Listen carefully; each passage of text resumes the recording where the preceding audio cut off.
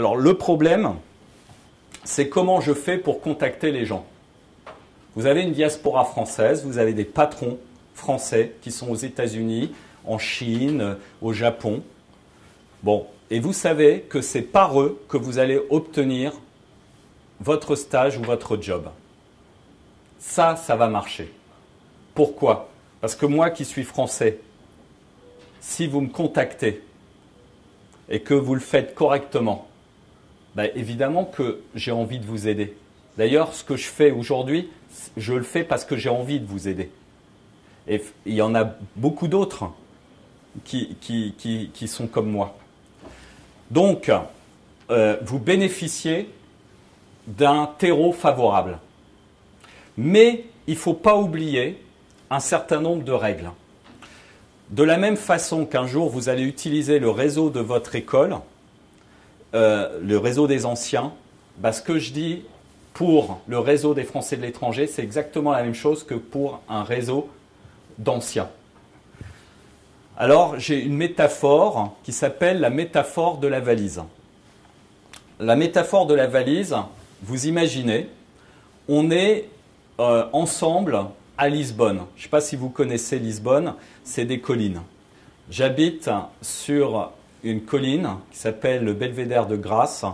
Donc, vous avez à peu près 300 marches à monter pour venir au sommet de cette colline. Donc, si je vous charge avec une valise de 25 kg, et vous êtes en bas et vous devez monter les 300 marches. Vous imaginez, c'est compliqué.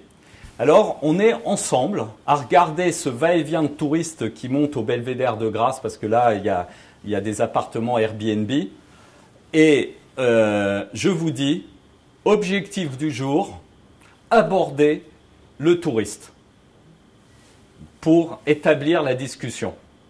Et lui, il est dans l'escalier avec sa valise de 25 kg. Donc, vous devez établir la conversation. Bah, si vous allez le voir et vous lui dites « Est-ce que vous pourriez me donner des indications sur la route à suivre pour aller à tel endroit? Est-ce que vous êtes intéressé par mon CV? Est-ce que vous êtes intéressé par mes produits? Est-ce que vous croyez que vous allez trouver un écho favorable de la personne?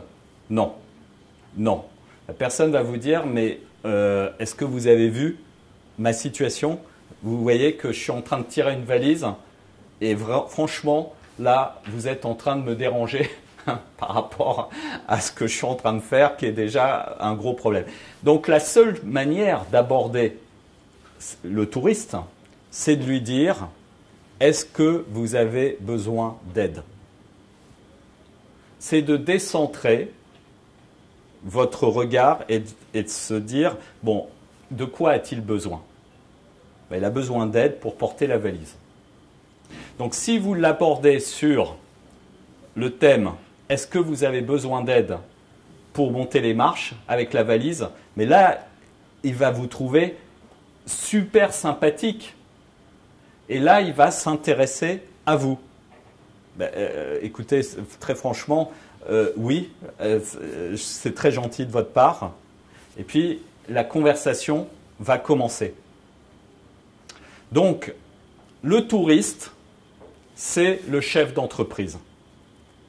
Les marches, c'est l'environnement dans lequel il se trouve. La valise, c'est sa boîte. Donc, quand vous allez aborder un chef d'entreprise français à l'étranger, ayez toujours en tête la métaphore de la valise. Parce qu'il y a 99% des gens qui sont ici qui vont l'aborder en lui disant « Regarde mon CV, est-ce que tu as quelque chose pour moi ?» Et la réaction du chef d'entreprise, ça va être de dire, parce qu'il a autre chose à faire, « Écoute, tu es gentil, tu vas aller voir mon service RH. » Et là, vous vous souvenez de tout ce que je vous ai dit au début sur le service RH à l'étranger. Donc, en fait, si je vous donne un contact, je vous donne une opportunité extraordinaire parce que je vous mets en relation avec un patron qui est à l'étranger, français, qui a le pouvoir de vous recruter, mais que vous l'abordez sur votre problème de façon égocentrique, pas centrée sur lui et ses problèmes, qu'est-ce qu'il fait? Il vous envoie au service RH et cette opportunité que je vous ai donnée, vous l'avez massacrée. Voilà. Les gens me disent, monsieur, mon problème, c'est les contacts. Et je leur dis, ce n'est pas un problème, les contacts.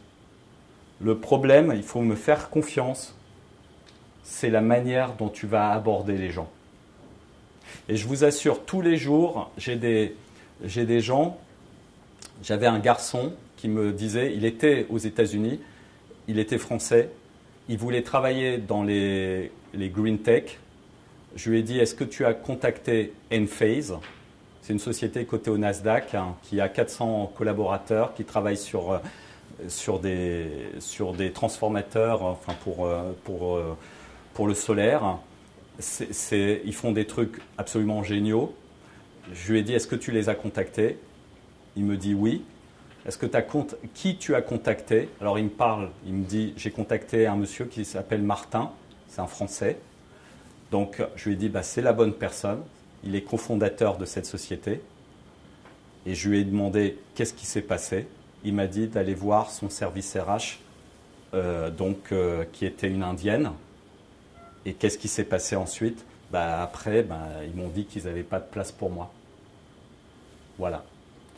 Et je lui ai dit, bah, tu vois, tu étais en face de la personne qui avait le pouvoir de te recruter sans discussion, puisque c'est l'actionnaire principal avec l'autre cofondateur, sauf que la manière dont il y a été, tu allais le voir, n'était pas la bonne. Voilà. Donc, ça, c'est très très important.